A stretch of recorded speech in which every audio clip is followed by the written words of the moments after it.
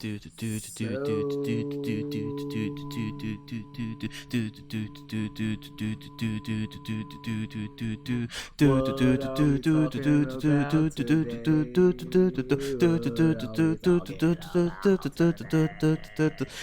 and head jokes. Welcome back, guys, to episode 174. Yes. Yep. Quattro of Eye Pokes and Head Chokes. We're here to cover what happened over the weekend in terms of Turn down my UFC. music, huh? Oh, you still have your music? Yeah. In terms of UFC and WWE NXT, hope everybody had a good weekend. Especially everybody breaking curfew. Well, there's no more curfew now, There's no more curfew now, but there was. and Well, until Saturday, technically, because because he ended it early and great decision. It was a moot point anyway. Yeah, it's like everything's going back to being open but not normal. So it's like, yeah, I'm going back to work on Wednesday. So, oh, congratulations, kind of. yeah. I'm of the opinion we should be in phase 2 at least, but whatever. That's just me. But nah. Yeah, it's obviously forgot to do introduction to me, Mr. Alex and Mr. Cooler, back with you guys. So what were your initial? I know you didn't. Did you rewatch UFC? Because I know you weren't watching, or you just did the highlights. I was just giving you shit. I was definitely you were watching it? yes, okay. I was watching. I was okay. No, because I'm just saying because like if the movie came on or something, because I completely stopped watching NXT once the 30 for 30 came on. Well, so, like, that I should have watched that instead. NXT was decent. No, it was pretty good. It was decent, but yeah. I mean, we could just dive straight into UFC because you're thinking it was I don't know what else to say without being mean, and it wasn't bad. It was just like we'll get to it. It wasn't their best one. I can say that. It was and I don't know what spectrum of. I don't know what it was that made it. Me either. Maybe the copycat move of using the backlot. I don't know. I like that match. I don't know. We'll get to it. Well, let's get into UFC. So UFC, we had the. Okay, so I watched prelims too. I watched prelims as well. You were saying that. I did not watch. I technically had it. It was while I was cleaning everything up. Like I was watching the prelims, and I did see some. They had some legit ones. I think I started. Did I start at the early? Yeah, I started. Oh shit! I actually watched most of the whole thing that day. Okay, I'm actually really surprised that I watched a lot of it. Never do that. I kind of did the same thing too, and I didn't. I'm just gonna run through them. So I started at Alonzo Menifield versus Devin Clark. Quick decision win. Alonzo Menifield won at light heavyweight. Then we had Jussier Formiga versus Alex. I don't know why I couldn't say my own name. Alex Perez. Alex Perez won with a KO. In round 1 in 4 minutes and 6 seconds. You know what's the worst thing about this is like we always say it, and I didn't watch it. Like we always say that the prelims, the early prelims, are where the best matches are at. Oh, they have the best some of the because these are people that's really like trying to put their best foot forward and trying to get a name. So it's that's why exactly, and those are always better because they're out for blood because they're out for a name. And you saying that they had a couple of knockouts, I'm kind of mad I didn't watch it. Yeah, it was some good shit. Then in the regular prelim card, we had Charles Bird losing to Maki Pitolo. His name is Maki, the Coconut Bomber. Pitolo, like he knocks people the fuck out. Like the dude's from Hawaii, he will knock you the fuck out. He won in a TKO in round 2 with 1 minute and 10 seconds. The next fight kind of tugged at everybody's heartstrings that if they watched the prelim cards. Cody Stamen defeated Brian Kelleher.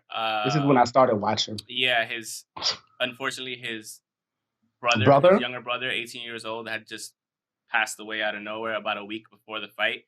And, very understandable for anybody to be like, hey, I'm not going to go fight because like my brother just passed away. I'm agreeing with my family. But he showed intense and tremendous professionalism. And he went out and won the fucking fight, honestly. In a decision.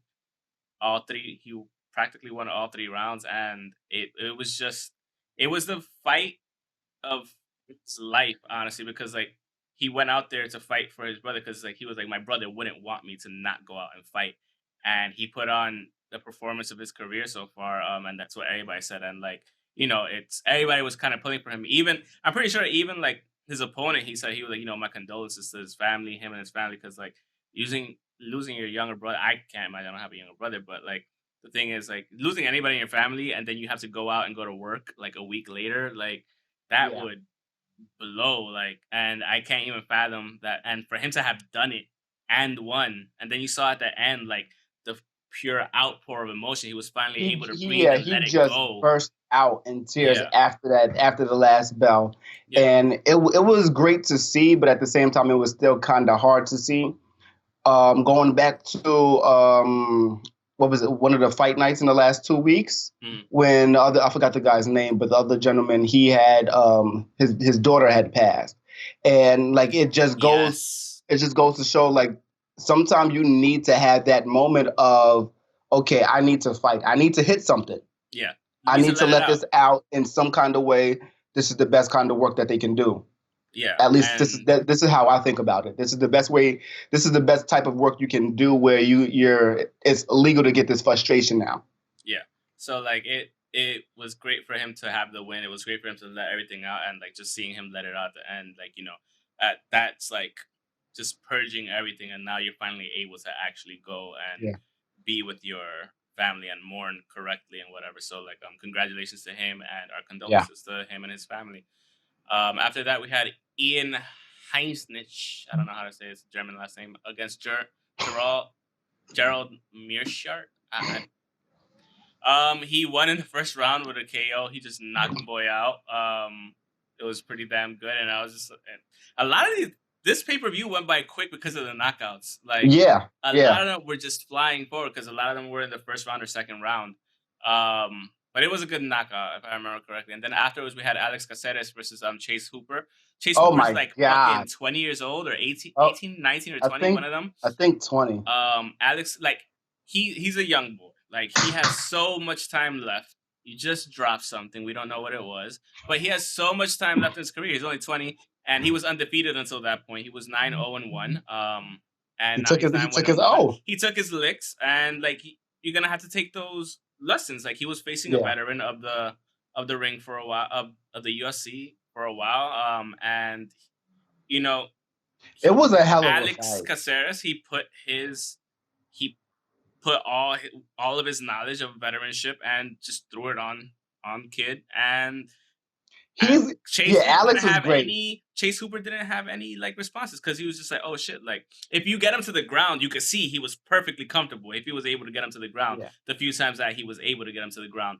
But like when he was, I like how he was not trying to have it though. Alex was not trying to take it to the ground, and then after a while, he's not dumb. He knows. Yeah, he wasn't doing that for the first 2 rounds, and then after a while, he was like, you know what, fuck it, let me try, let me do it, I can do it. Let me just see, let me take it to his fight. Let me fight his fight. Let me see what I can do, and let me show him what I can do rather than let me see what I can do, because it wasn't like he was not a slouch on the ground.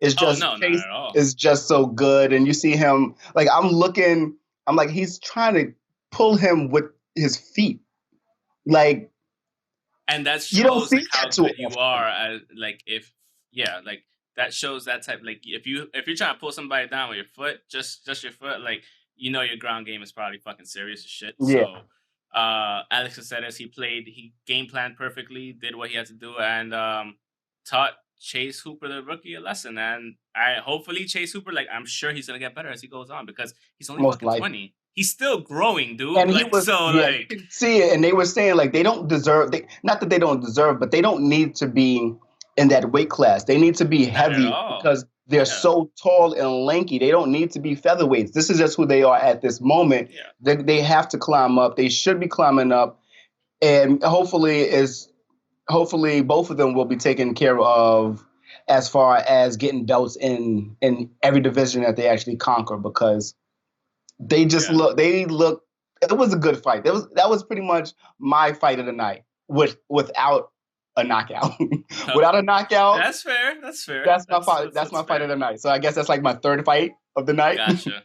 So moving on to the main card, first match of the night was Eddie Wineland versus Sean O'Malley. So like I've never seen Sean O'Malley before, right? And I saw his picture and I was like, I've heard the name, but I didn't watch a fight. And I was just like, oh, why are people so high on him? And I saw the hair. Like, I really didn't think about it. And I was like, oh, whatever. He looks kooky. He has a gimmick, whatever. I'm like, and you look at some, I've heard of Eddie Wineland. And I'm like, oh, okay, it's fucking Eddie Wineland. Like, it's not going to.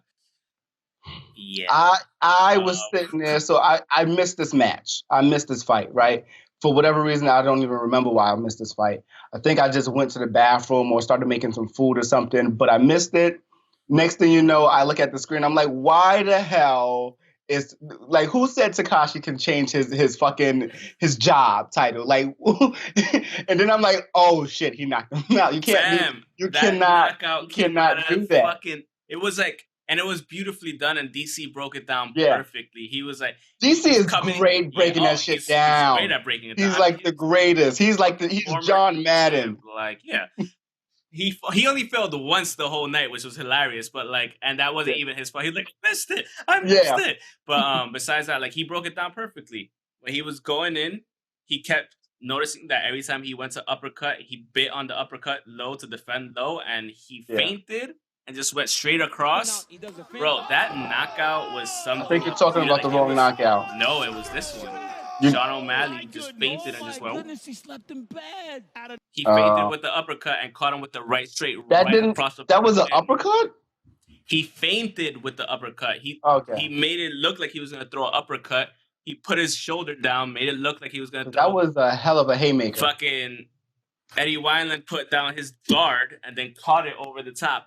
And he went to sleep. He stayed straight and just. Yeah, he straight. It was beautiful. I jumped out of my seat. I was like, "Yo, that shit was crazy!" Like, and that's when I texted the group. I'm gonna tell me I saw this fucking knockout.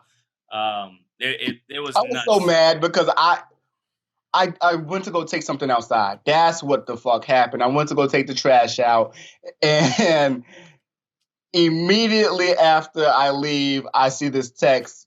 Tell me you've seen this knockout. I was like, fuck. Yeah. Fuck. Yeah, man. That should have me so pissed off because I get back in the house, I look at it. Actually, I'm on the phone trying to find the highlights on Twitter, and I see it, and I'm like, that's what the fuck I missed? It was the quickest out of nowhere knockout, just fucking flash in the pan. Yeah. And you were like, what the fuck just happened? Like, it didn't process to me until, like, he just, not when he hit the floor, when I just saw him walk away. Yeah. When he just walked away, he punched him and just he knew it immediately. Right after the punch landed, he just knew it, just walked away. Yeah, because his whole body was slumped. Not even slumped. It was just a board, stiff. Like he just exactly. He definitely felt like a board, like straight. His whole body was straight falling. So yeah, he just had no reaction as he walked away. And they asked him about that after Rogan asked him about that. It's like, you had no reaction. I've never seen that. He said, no, I knew this was going to happen. Yeah, he's like, this is how I go into fights. I go into fights knowing I'm going to knock him out. I say I'm going to knock him out. I'm going to knock him out. You know what? Sitting there like, oh, shit. I don't, people will say, oh, that's cocky, that's arrogant, blah, blah. Like, if you could back it up. Yeah, if you know what that's fine with me. If you know what you're capable of, that's perfectly fine with me. I will never knock you. I'll only knock you until you don't back it up. That's when I'll be like, yeah, stop talking. After this, we had Neil Magny fighting against Anthony Rocco Martin.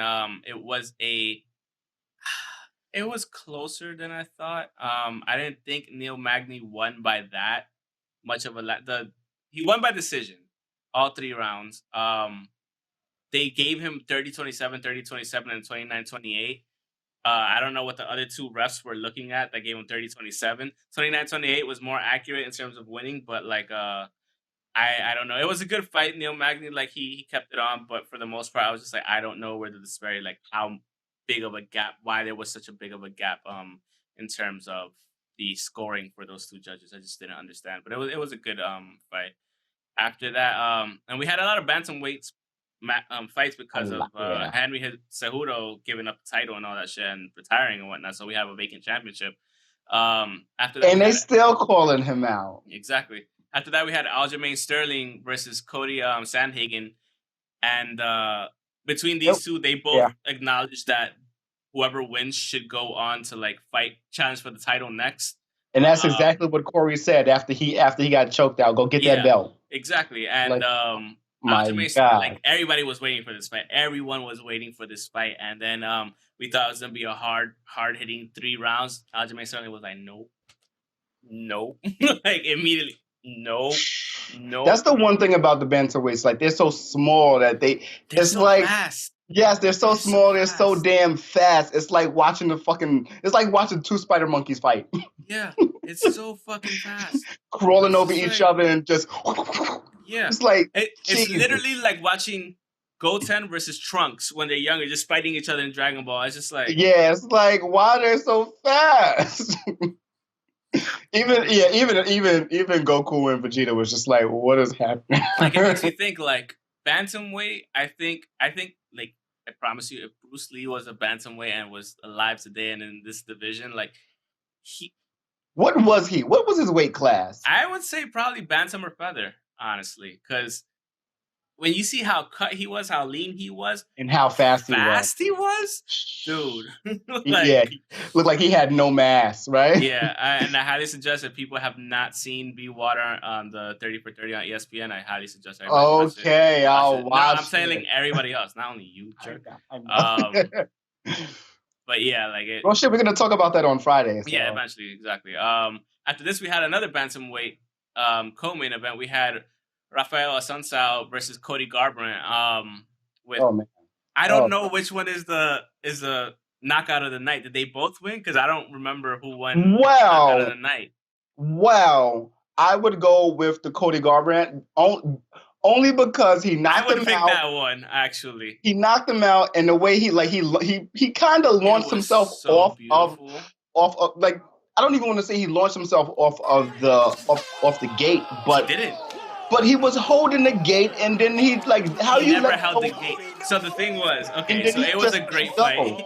It was a great fight for the first 2 rounds. They were both fighting. Actually, to me, Rafael Assunção was actually winning the fight in 2 rounds. Yeah. For the first 2 rounds, he was doing more. He was hitting more.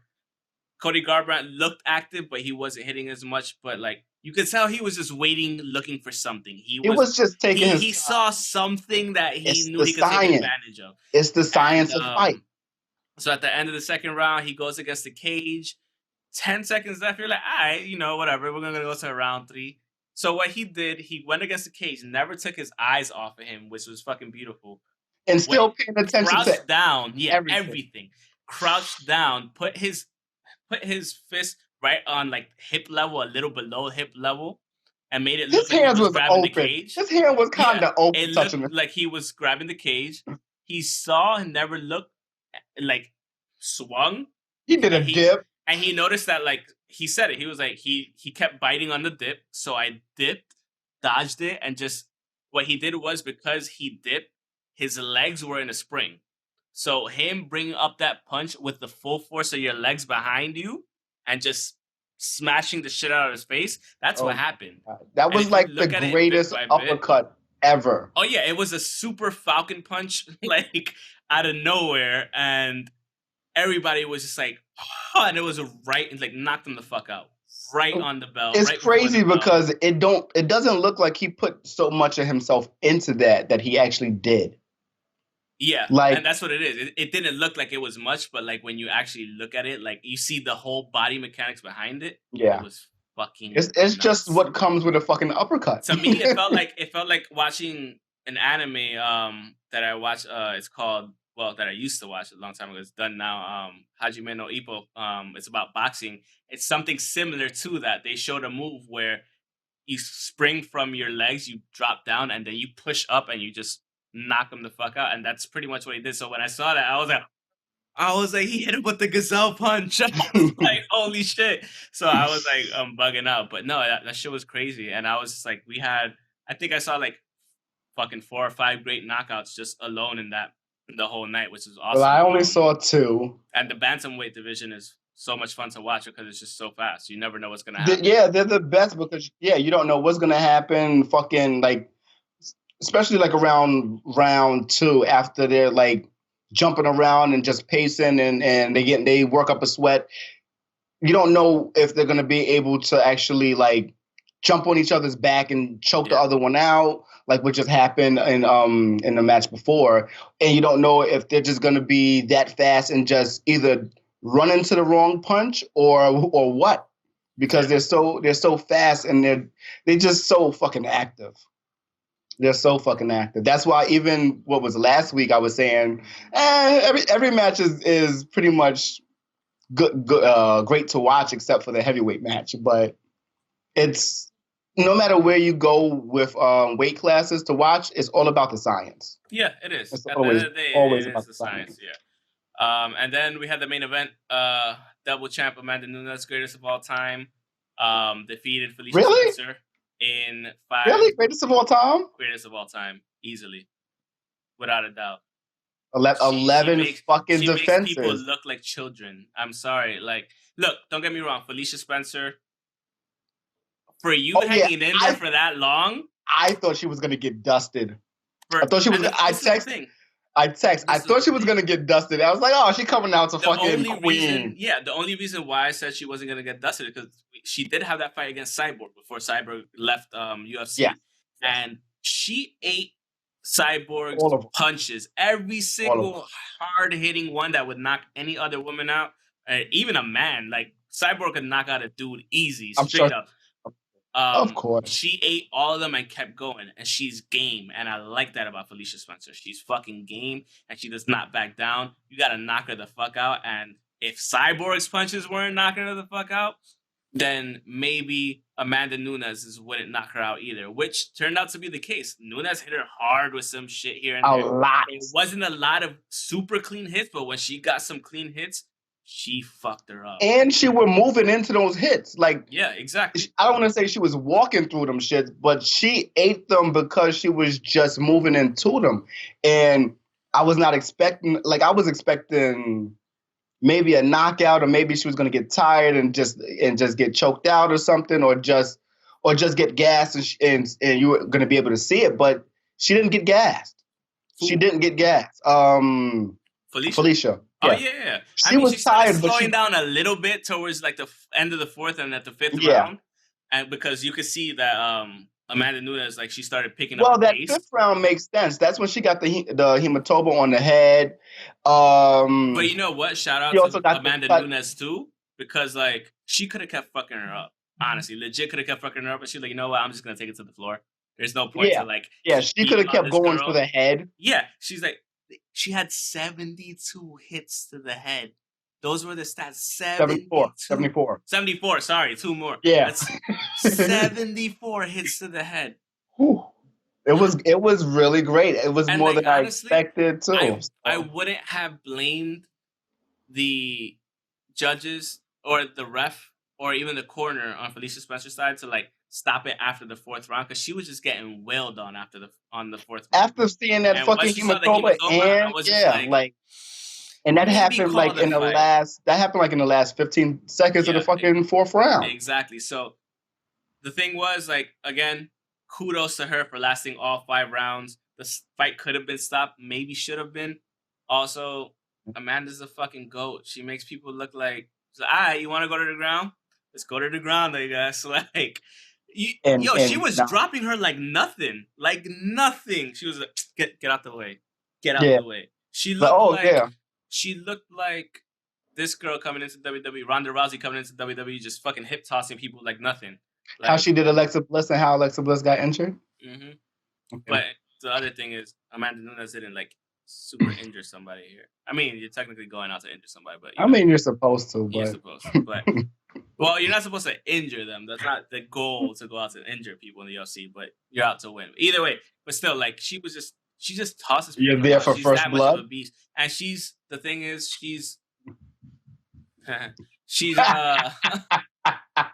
natural 145.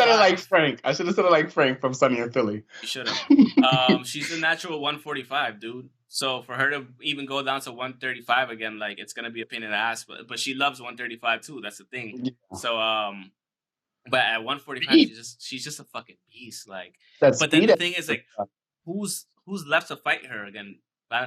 Fucking Shevchenko. Like, she already beat Shevchenko. You know, and Shevchenko's the only one that gave her a run for her money for the most part. So it's like, but you still beat everybody. This is what happens when we're just so happy to see the women fight with the women title because this is fairly new, like they were saying. So it's like, who do they fight next? Do you make another division and just call it Nunes? Like maybe, I don't know. What do you do? But at the same time, they should have been thinking about trilogies for the women. Yeah. But it's also if they were close fights, fine. If they were close fights, yes, that's the thing. If it's a close fight, you can make an argument for it. Yeah. But like, so maybe like a Shevchenko, you can make a second fight out of that because it was pretty fucking close. Mm-hmm. But and she gave her trouble. But everybody else, like, she's fucking It's like who and why? Fucking long live the fucking queen, man. Like, she's a fucking beast. She's a beast. That is what it is. Like, and she's only 30. She's only what, 31, 32? Yeah. She's still got like what, 4 more years if she wants to. She don't have to fight anymore. She's proven everything. Like, but they just need to give her opponents, and if she's just gonna go knocking, she's not gonna lose the belt if she's just like fighting everybody that's in the UFC still. Like, they gotta get new people. I like how Angela Hill, she had tweeted, "Watching Nunes makes me want to fight better, or makes me want to be better." Yo, and it's true when you see her, like, just the professionalism and her fighting, like, it's just like, yo, how are you? It's not how are you this nice of a person as well? One, that's the one thing. She a fucking sweetheart outside of it. Like, you could see she transforms when she goes into the octagon, but as soon as that bell's done, like, sweetheart. The other she gave Spencer so much fucking love. She gave her so much love. Because she probably went up to her like, yo, you hung in there. Like, she gave her the belt and everything. Like, said, hold this is the closest you're gonna get. Like, but not even saying it like that. But still, like, she's such a fucking sweetheart. She's so fucking nice. Like, if there's one person I would love to meet, like, that, she would be one. I'll be like, yo, like, you're the shit. Like, there's no ifs, ands, or buts about it. And she carries herself so well overall. She's so professional and she's so gracious and stuff. So, like, it's always fun to watch Amanda Nunes. What I want to see, shit you not, I know it's another division. I know it's another weight class. Maybe the only one that could actually give her, not the only one, because Shevchenko obviously gave her a run for her money, but I want to see Double R? Weili Zhang against Amanda Nunes. Shit, yes. Yes. Weili Zhang and Amanda Nunes. Woo! They'd probably have to meet like at 135 if Weili Zhang could put on the weight, but like, that would be a fucking... What weight class is she? Weili Zhang? I'm not entirely sure. Straw weight? She's at 115, so she's straw weight. Yeah, straw weight division. So she'd have to tack on 20 pounds. That's a lot to ask. That's the sucky thing. That's a lot to ask. Well, tell her to slowly make her way up. She give her, and she probably will eventually. If she holds down that division for at least another year or two, then she'll probably start. Yeah, I would say give it a year and a half to even see and to consistently be able to hold a certain amount of weight where she can have that fight with Nunes, because that's 20 pounds is like, you can't just go into that. Oh no, that's not, because like your whole body changes, your whole mechanics, your whole speed. And you need to be comfortable with your body. Exactly. At that weight class, and it's so many changes just in that. Like, oh man, a great fucking fight. I was really wishing for a knockout, but I got a couple already. So I was just happy with how much of a fucking fighter Felicia is. Like, she was not. She never. Game the whole time. Never said die. Never quit, and I respect the shit out of that. So yeah. With that said, it was a great card. It was fun to watch. So with NXT Takeover, moving on to NXT Takeover. I'm gonna run through the matches, say the results, and then we could talk about each match afterwards, because I just want like whatever we have. So the first match we had was Mia Yim, Tegan Nox, and Shotzi Blackheart. Fucks with you, Shotzi Blackheart versus Candice I thought she was dead. Dakota Kai and Raquel Gonzalez. Me too. We'll get back to it. So Yim, Nox, and Blackheart defeated LeRae, Kai, and Gonzalez. Pretty good match. After that, we had Finn Balor versus Damian Priest, which was one of the good matches of the night. We've watched him as Punishment Martinez for years, and we know what he's capable of. Seen him live. Finn, exactly. Quite a few times. Finn Balor, we know what Finn Balor is capable of. Prince Balor, at least now. So he's starting to get that edge back, and he had a pretty good match. And Balor defeated Priest via pinfall after the coup de grace from like almost literally halfway across the ring. he barely got him. After that, we had the NXT North American Championship. Keith Lee versus Johnny Gargano. Keith Lee defeated Gargano to retain the title. Good match. And we had the NXT Championship after that. And Adam Cole versus Velveteen Dream in the backlot match. Cole defeated Dream via pinfall to retain the title. Tommaso Ciampa pretty much got squashed by Karrion Kross. I don't know who the fuck Karrion Kross is. This was my first time seeing him. Former Impact guy. He's great. He's great. No, he put on a show, and I would he put on a show. He just treated Ciampa like shit, as if Ciampa was nothing, and we know Ciampa's a shit. So if you squash Ciampa, they're kind of really putting a lot into him, especially for the NXT division, because Ciampa's he's that guy. Ciampa, exactly. Yeah, he's that guy. After that, we finished up with the NXT Championship match, the NXT Women's Championship match. Charlotte Flair, Rhea Ripley, and Io Shirai. Another main event for Charlotte. Yeah, but this time she lost. Thankfully, Io Shirai defeated Ripley and Flair to win the title. Finally, it's long overdue. Io Shirai was one of the better athletes, better wrestlers in the world for the last 5 years. Along with Asuka. So she was a 3-time Japanese wrestler of the year for Stardom and all that shit. She's a fucking beast. So for her to finally be able to get the championship, it's really good. It's about time. This is the other thing.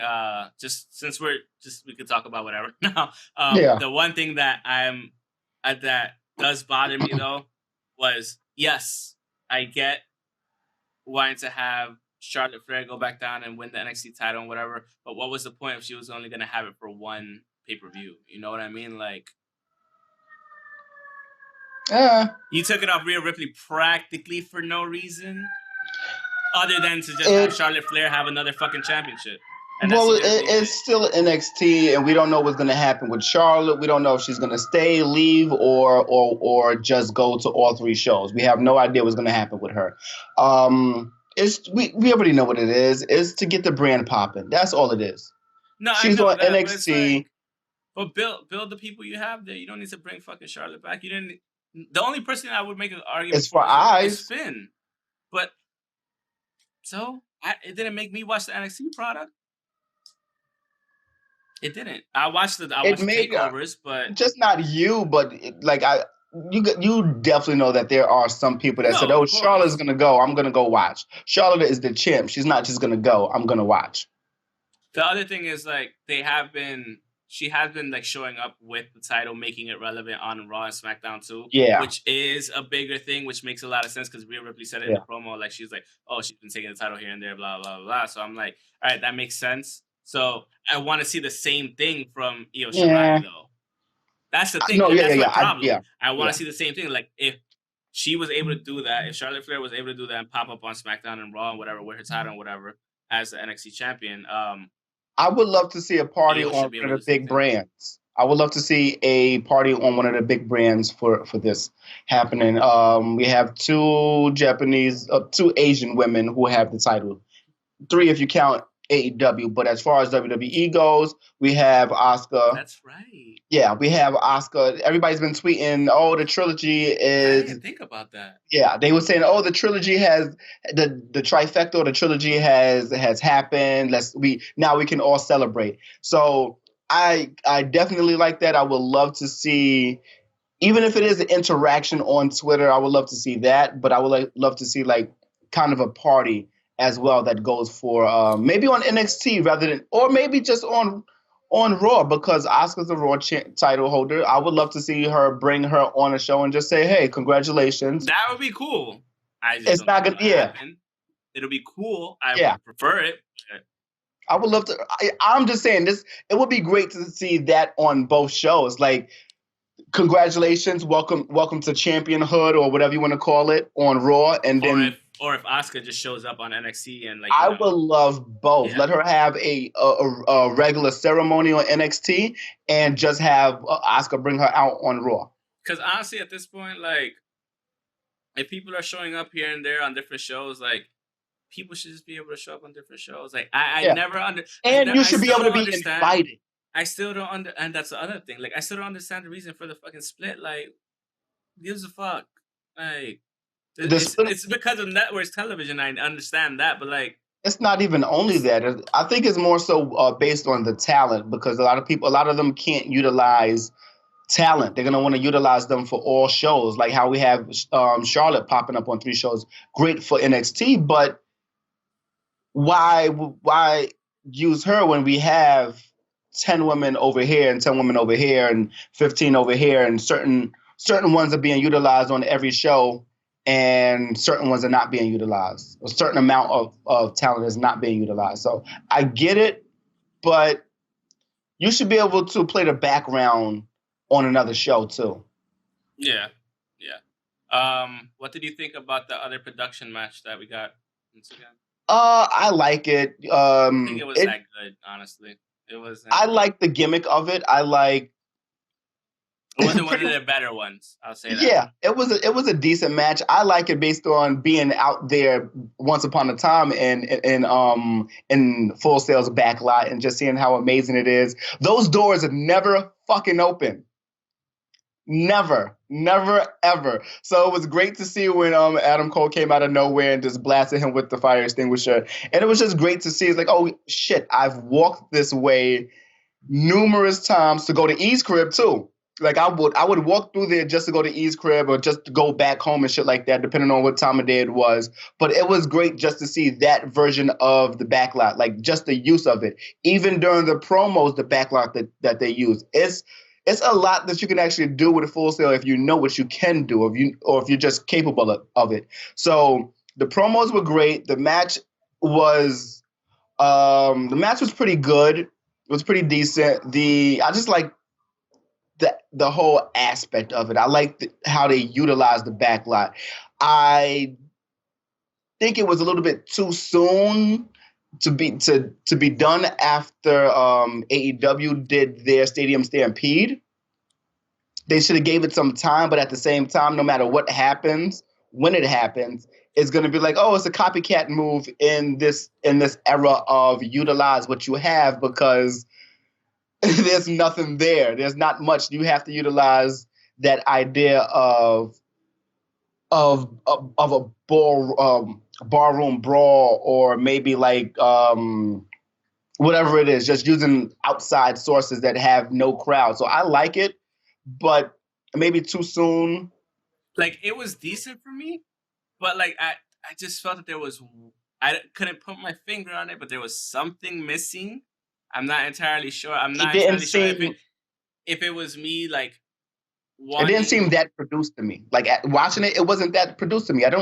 It was a produced match, but it didn't seem as produced as anything else we've seen. You're absolutely right on that regard, 100%.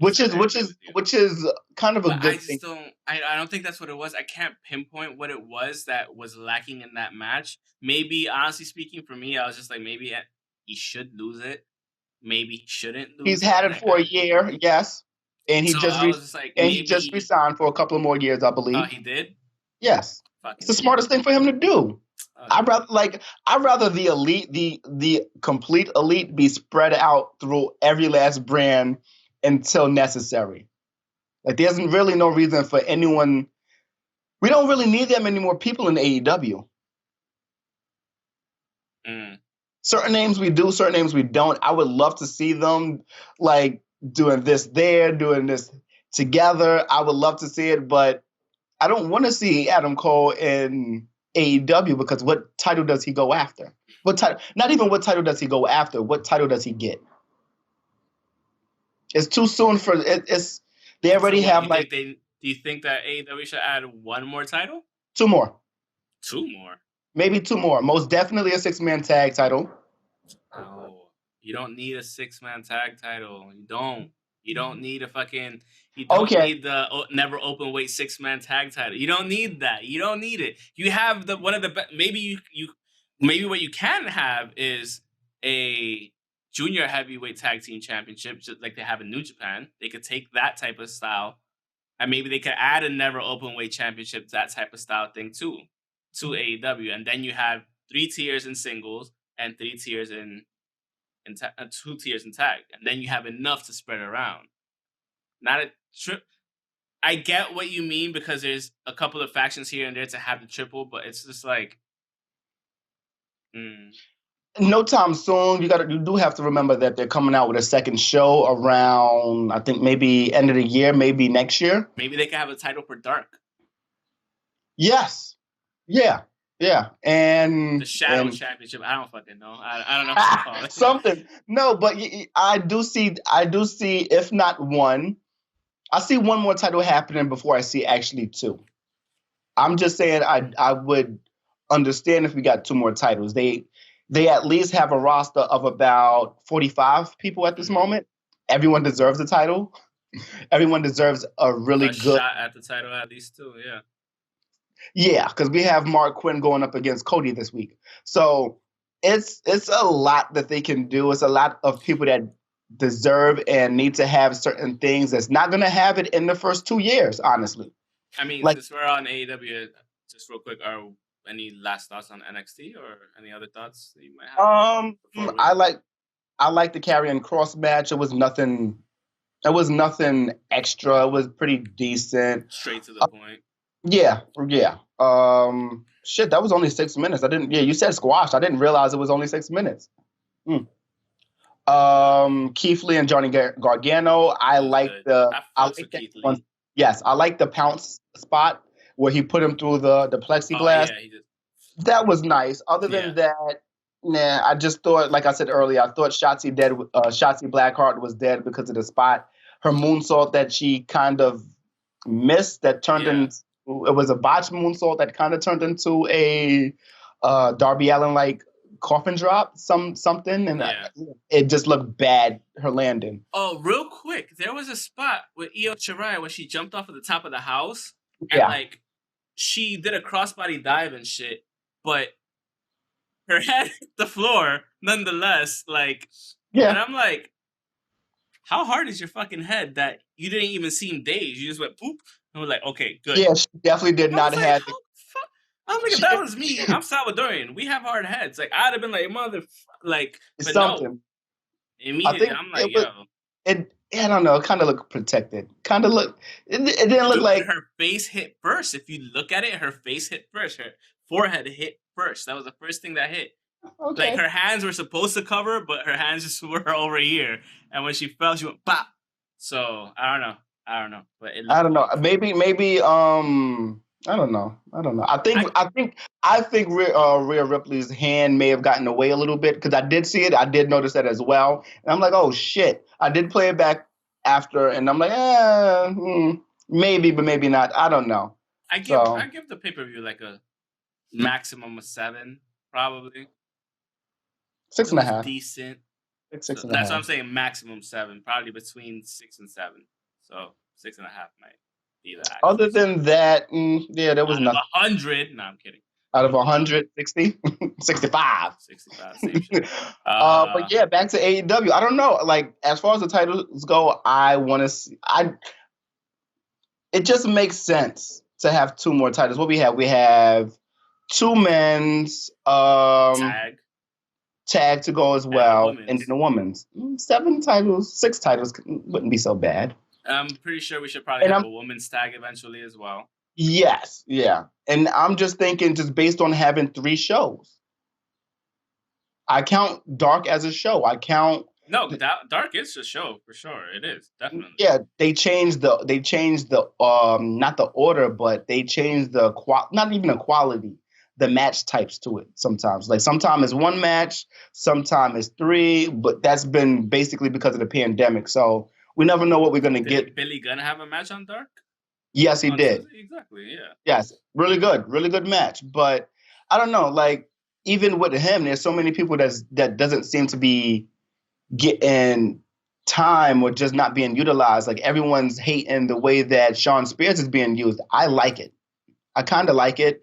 Even with the new promo that he has where Tully is getting in his ass talking about that spot of a picture of me on your drawers is disrespectful. If this is what you want your legacy to be, you can have that, but I'll be gone. You have to figure it out. That shit. We were watching when my boys were watching Double or Nothing, and then he was like, "Is it his dick?" And I was like, "What are you talking?" I was like, "What are you talking about?" He's like, I just saw Sean Spears' dick," and I was like, I don't want to smell. And then when I looked at it, I was like, Tully's face. Yeah, it's his flesh color. But I like where they're going. It's kind of like the destroy and rebuild version of AEW.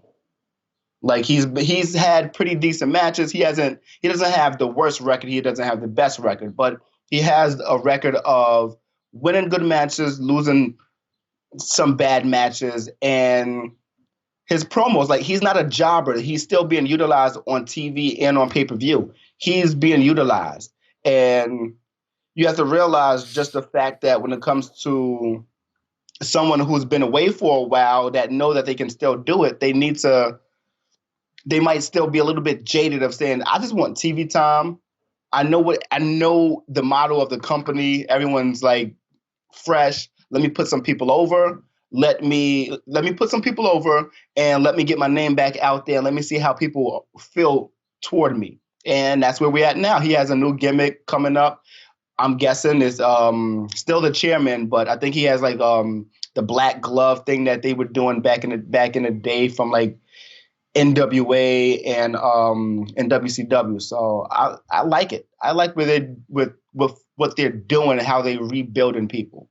So I mean, the way they build people and the way they're like doing it hasn't been a problem. I haven't had any issues with it. They're doing it as like they should. They're doing it like they learned from the shit in New Japan. Like they building them properly, little by little. Yeah, it might take a while, but over the long run, it'll pay off for the most part. To me, the only questionable one so far is Jake Hagar, and it's not really that questionable because it's like because he's muscle. That's it. That's his job. But he's losing matches. That's the only one where it's questionable. He lost one-on-one versus Dustin Rhodes, and I think another and Moxley as well. You gotta lose to the champ one. Yeah, well, he shouldn't have. Somebody has to lose. Dustin, he shouldn't have lost against, but then again, retirement match and all that stuff. So like, don't do that to Dustin. No, I fucking love Dustin, but like, my feelings. I love him, but I just don't think he should either retire or don't even give that storyline yet. Exactly, don't give the storyline yet until it's a thing, like until you're actually feeling like retiring. What do you think about the Marco Stunt and Cody Rhodes match for the TNT Championship? Jungle Boy. I said Marco Stunt, right? My bad. I meant Jungle Boy. It was really good. It was really good. It was a good show. It was a hell of a put over for him. Like, how can you lose a match that great? Because like, let's be honest. The thing is, Cody obviously outweighed him. He's a heavyweight. Like 50 pounds. 210. Fucking Jungle Boy is like probably like what 170, 175 max. Maybe 180. I even give him 180. Like, and you can tell the size difference, but he had to use that speed, and they even like alluded to that against when he had his match against Darby Allin, speed was the thing that was killing him, that was giving him the fritz and whatever. And he finally started utilizing it and put on a great match, honestly. And he's one that table spot though. Yeah, the table spot was crazy. Like I was randomly going through YouTube, and a lot of other like podcasters or What Culture or Cultaholic, they all had him up there as one of the wrestlers of the week because he put on a show and he showed what he can do, and he's how talented he is. Him and MJF are signed to 2024. Wow. So no matter what they have something planned, exactly. Like, yes, no matter what happens, they're gonna be around. They're gonna be, and they're young. Yes, they're gonna be around, and they're gonna be utilized, and they're gonna be something in the next like couple years. I think so. Yeah, he's 22. MJF is 24. I think so. Like, so, and you can see that there's gonna be like a little rivalry because MJF was talking mad shit to Jungle Boy right there. Like when he was ringside, he's like, "How are you getting that? That should be me." And I was just like, you could. Well, that was also from the from the from the earlier match exactly. too. So like it's a lot that you can can do. build two young guys, like it's Yeah. I think it was really good. It was really fun. I liked the interview with FTR. It was really good. It was very, very coy. They were very coy about certain things. They were very like direct at the same time. I just like the headquarters. Like no, it looked it looks amazing. It looks beautiful. Oh my God. I'm just looking. I'm like, I paused. I went back and I paused it a couple of times. I'm just looking really at just the layout. I'm like, you can't do this in there. You can't have this type of situation in a building like that, or just a lobby. I'm sitting there, I'm looking like, Jesus Christ, it looks wonderful. But to get back to the storyline of things, it was great because they have a match that's coming up Wednesday. Yeah, I like how they spoke about everybody but the Young Bucks, and then Tony Schiavone brought it up. He's like, well, like you mentioned everybody, but you didn't mention the Young Bucks, and they were just like, that's just rivalry shit. It's gonna happen. And no, yeah, exactly. And he was like, it's gonna happen when it happens. He's like, we don't want to beat them when they're like, when they're hurt and shit. We want to beat them when they're 100%, which is the best thing they could have said. Because honestly, like you don't want to beat somebody that's down. You want to beat them if like. I mean, not all the time. Not all the time, but like you want to beat somebody when they're at their best, and I respect that. And they were just like talking about the back and forth, and I even like the little nods of like, I always thought that FTR meant the Revival, fuck the Revival, and they bleeped it out and whatever. He was like, oh yeah, I can see how you would think that and whatnot. And then like that's when the whole thing like devolved from there with these guys coming out with it, the Butcher and the Blade and whatnot. That should be a good match because two hard tag teams. I want that to be a rivalry too. I want that to be a rivalry too. Like that would be really great to see. Just that back and forth. Maybe not rivalry, but it can be, especially with storytelling and long form storytelling. It can be a really good storyline. So either way, I'm just looking forward to that match and matches that they have after. Yeah, it should be good. Any other thoughts on AEW? What else did we have? We had the tag match that started everything off. Kip Sabian and Jimmy Havoc versus title holders, of course. Adam Page, I was going to say Adam Cole.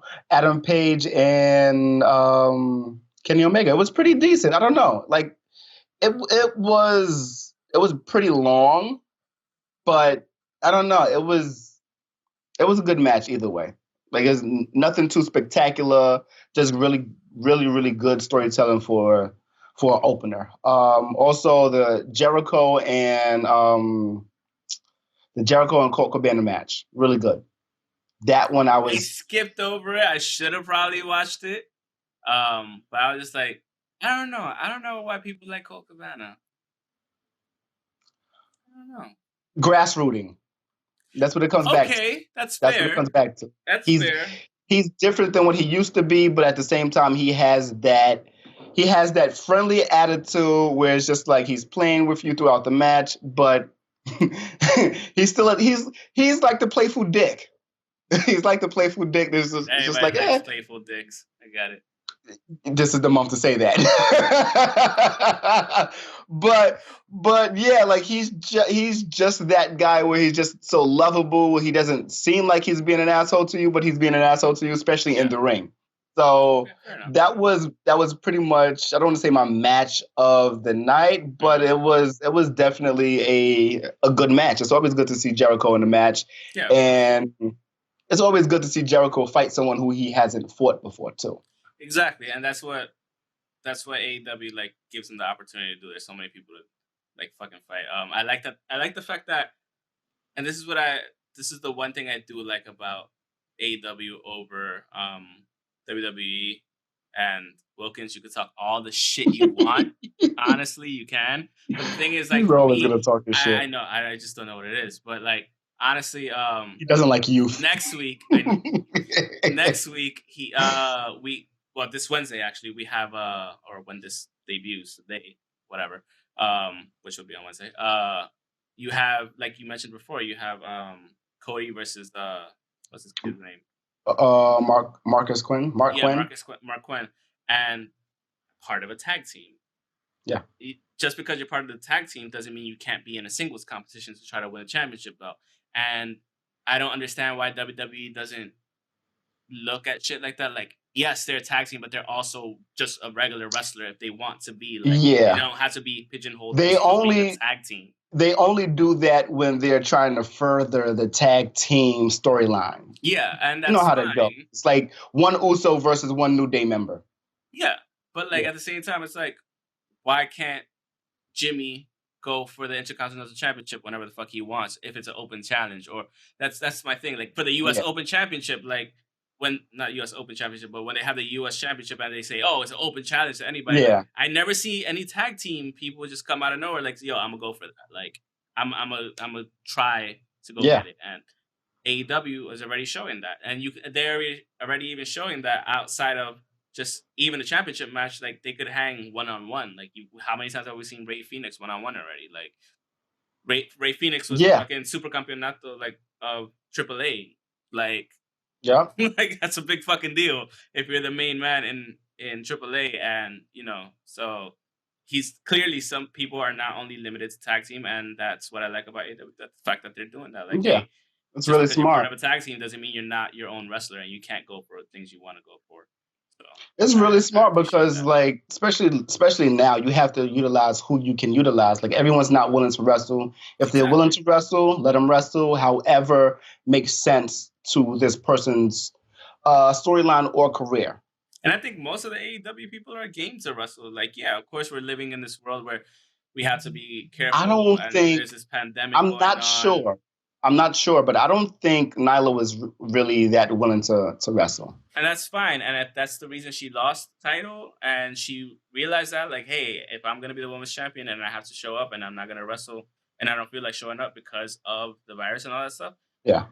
And that's your, that's we have to. Your health and safety. Yeah. Like, I'm never going to talk shit about you for that. And if that's what it was, and that's why, that's just my speculation, only because that's my speculation, only because that was like her only real title defense between somebody that was on the roster, and she wasn't actually on Dark, and she wasn't on whatchamacallit, she wasn't on Dynamite as much. So like she did a promo on, I think, either the Road to Double or Nothing or Being the Elite. One of them she did a promo for. It's like, oh, now you guys are calling me, like trying to further her heel status.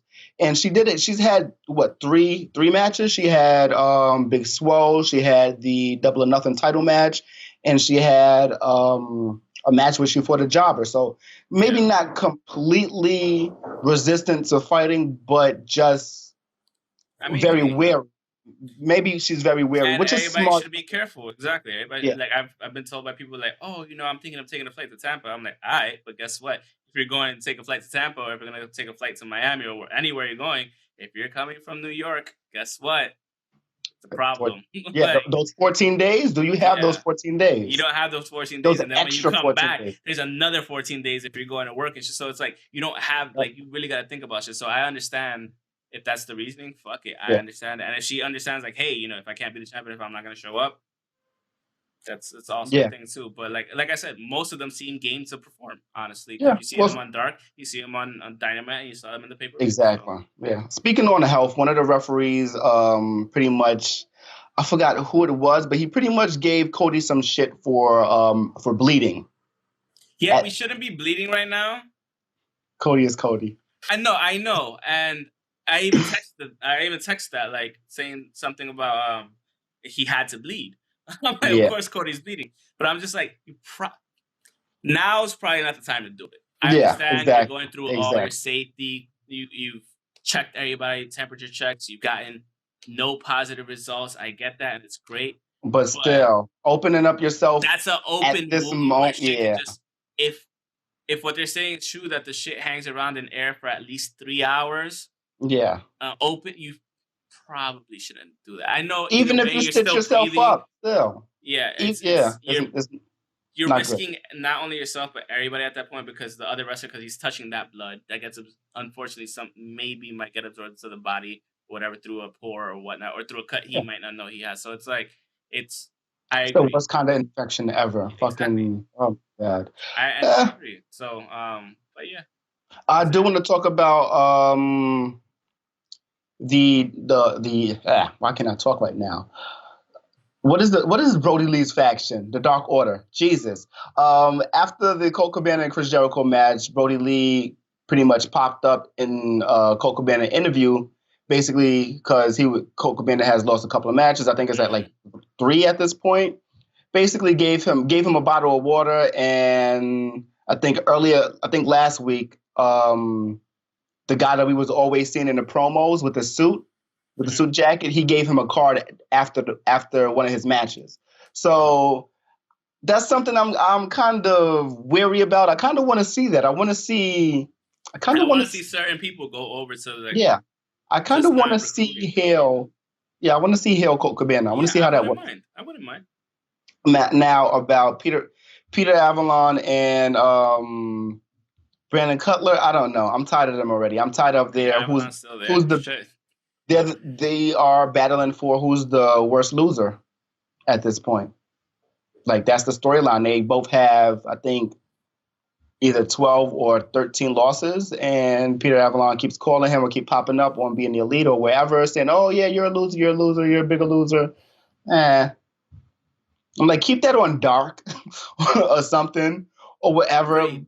But and if you want to keep that on Dark and have it have Dark solidified as a real show, I guess maybe keep it on Being the Elite. But it's just getting honestly, to make Dark a real show, like, give Dark a championship at the end of the day. Honestly, I think that's the best way forward if you want to make the cruiserweight title. Yeah, why not? Like, or just any other I'm not gonna say baby shit title because that'll be disrespectful to anybody. But like, Dark should have a championship because then that way it'll garner more reason to watch AEW Dark. The fact that it's a championship match doesn't have to be all the time, but maybe every 2 weeks the title could be on the line. That's why I was saying Cody needs to be on both shows. It's not exactly, and he probably will be. They're probably working out all those logistics too. But it's just, hey, we should probably in the future have a title for AEW Dark.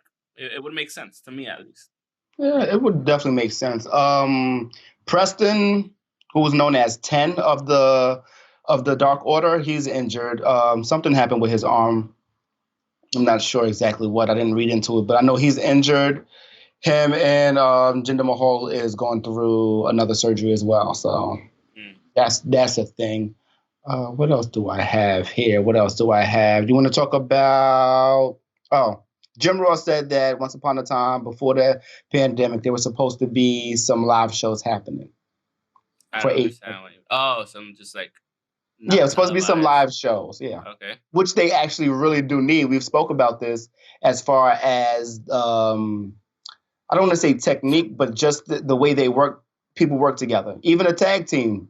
A lot of the tag teams actually needed to know. For reps, fine. Yes. I'll give you that. For reps and all that type of shit, then yeah, okay, fine. And it'll generate some revenue, I guess, too. So it doesn't hurt there either. But don't overdo it like WWE does it, like where you have where you have 7 in a week and then you have Monday, Friday, and no, just don't do that shit. 2 on Monday and type shit. Yeah, that's unnecessary. I want to talk about New Japan and what they're going to be doing. Sure. We're running out of time, but I'm just saying, this is my last thing. This is really the last thing where they're going to restart matches. I mean, restart. Are they going to? Yeah, that's the plan. Oh, you saw? Wait, so did that happen already? That thing? So what was the? I think it was actually today. It probably is today. I feel like it was today. Probably right now, actually.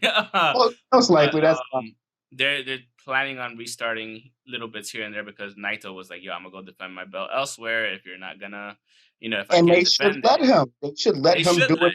Yeah, because he has that 60-day non-compete thing. Yeah, 6 months. Non-compete. So if you don't defend it within 6 months, or if you can't, you get stripped. And that should apply to everybody, including the heavyweight champion. Every single title, that should apply to everybody.